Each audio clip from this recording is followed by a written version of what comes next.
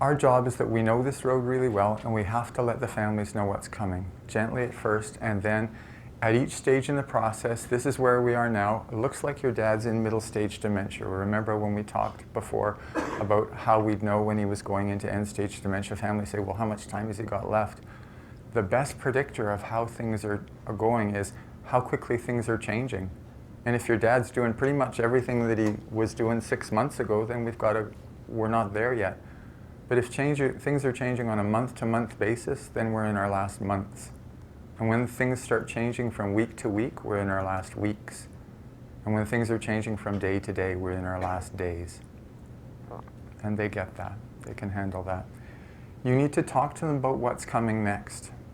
Dad is still walking safely, but there may come a stage when he's falling more and unsafe, and we need to talk about hip fractures.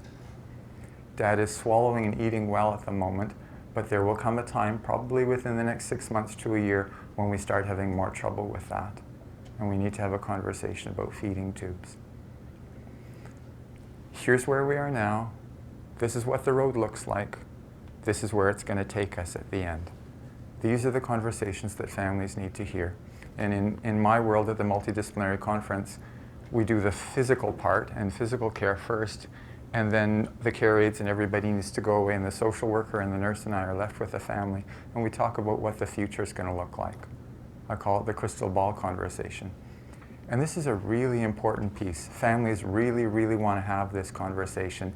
And if they know this is going to happen, they make sure that other family members who are not okay with this are in the room or on the phone.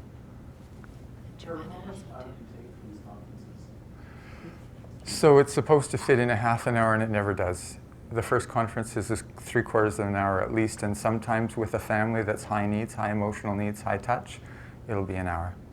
And you may not have that luxury, but I would offer that this is the world's best investment. If you want to do a good death, spend that extra 15 minutes talking about this.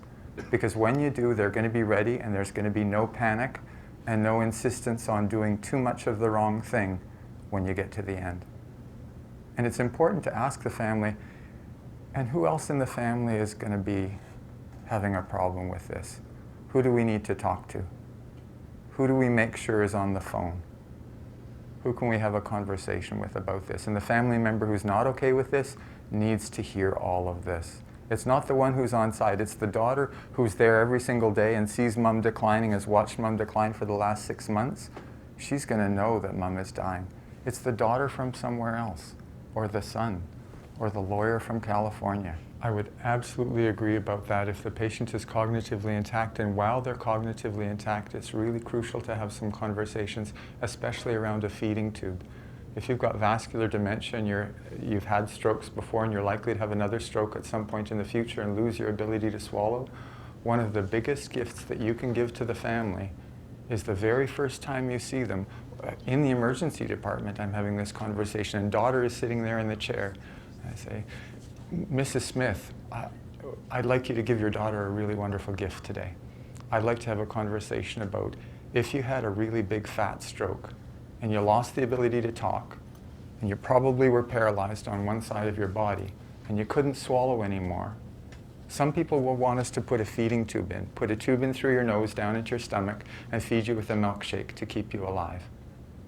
And other people would say, if I can't walk, and I can't talk, and I can't swallow, and I can't eat, and I may or may not recognize my loved one, I would never want to live like that, and please don't you ever put a feeding tube in. There is no right answer, but what would you want?